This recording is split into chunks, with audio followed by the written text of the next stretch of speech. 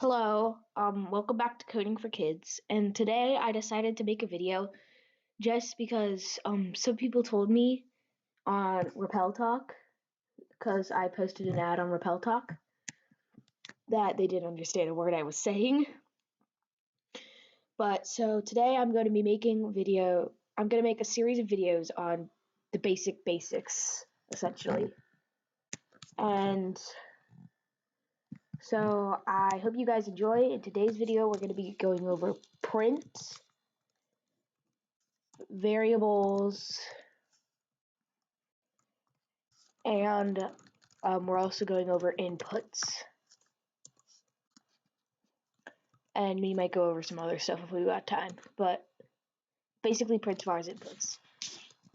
So for starters, the print code is beautiful.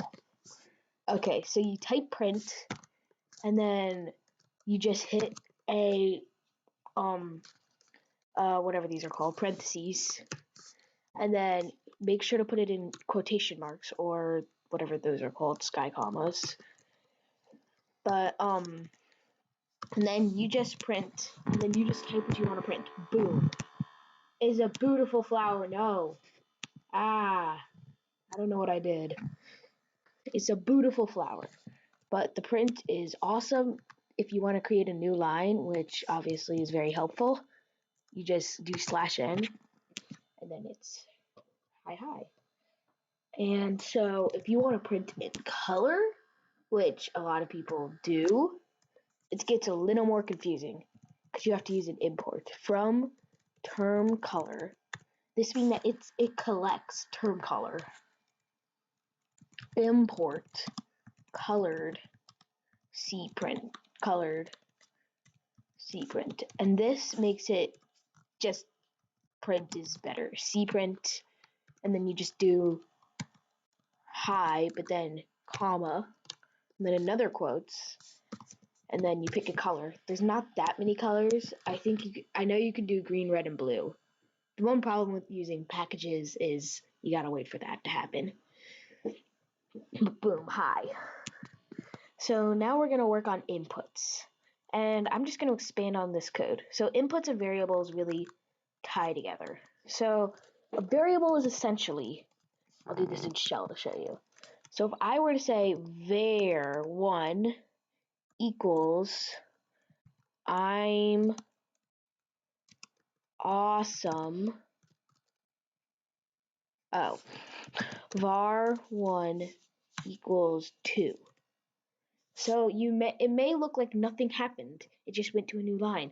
But actually, var1 now is the number 2. It's a bit confusing, but you can do many things. So var1 equals hi.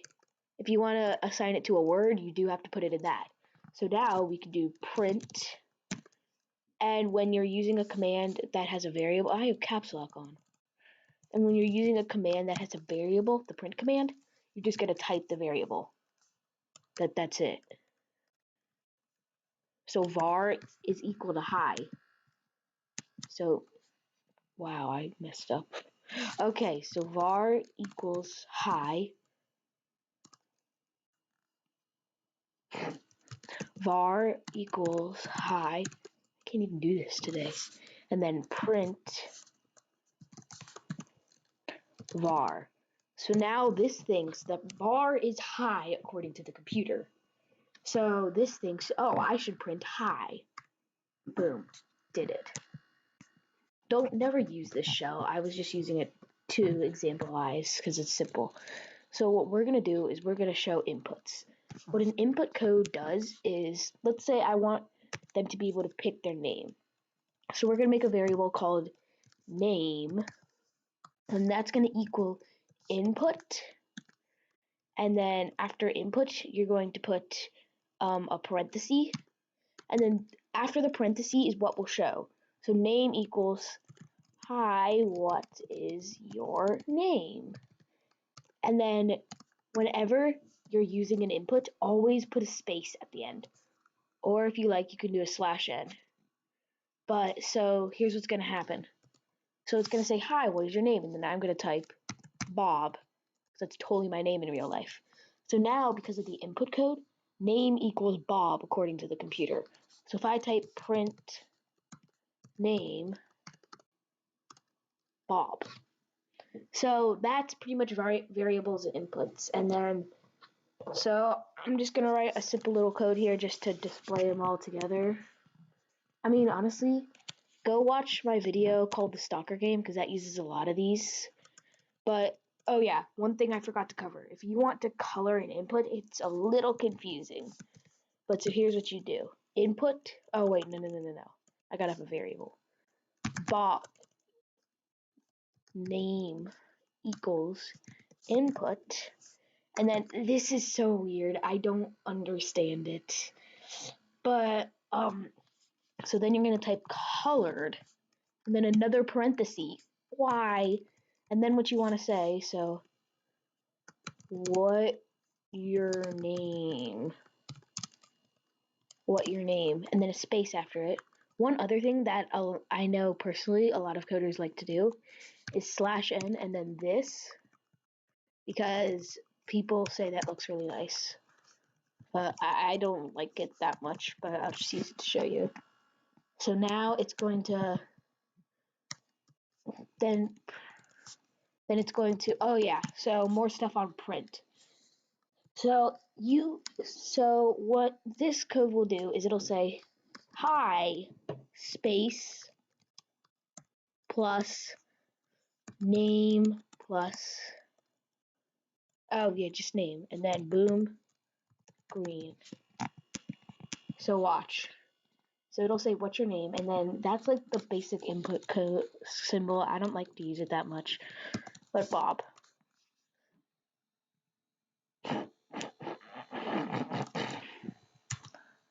Yeah, so I messed up. So I forgot that it can't be the last thing. So you're just gonna do that, and then boom, boom. That looks nicer. Wow. Bob. Yeah, okay, so I'm dumb. I forgot to turn that into a C print. So this just thinks that green. It thinks that that's part of it, because I forgot to make this C print. See, C print is how you color text. That's the command. But remember, if you're using C print, you have to do from term color import colored C print. It's so many words. I know it took me like 2 months to memorize it. Well, to memorize using it at the beginning of every code, but I use it in nearly every code I've ever written in Python after I learned it. It's just so good. And like variables, prints, C prints, all that stuff. And then, so, I mean, I think that's about it. Okay. Actually, one more thing about inputs. So if you wanted num to equal input, actually, hang on. Boop. Num equal input, and then num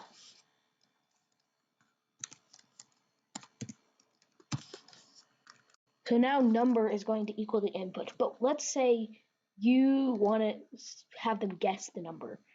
We go over this in the guessing game, but I'm going to go over it here.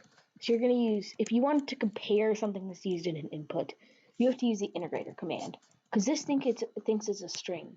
And the difference between strings and integrators is strings cannot be compared to. An integrator cannot be compared to a string. So what you need to do is you need to convert this string that's going to come out of the input into an integrator. And that is weird but simple. So if, let's say you want them to guess the number 10.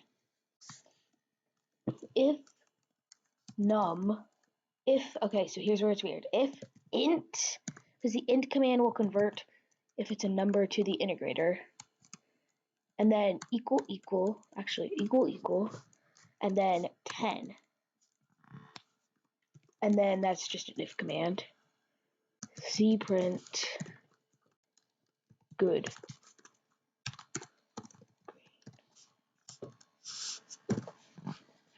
So basically what this little thing that I just made is it asks for a num, and then if it's, hang on, let me add a little else there.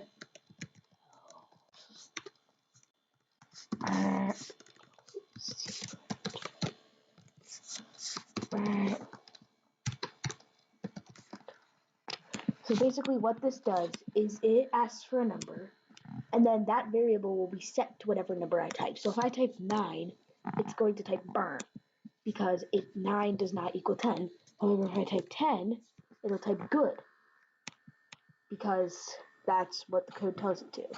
So I hope this video was informative for you guys. It went a little longer than I expected, but yeah, I hope you guys enjoyed it. Bye bye.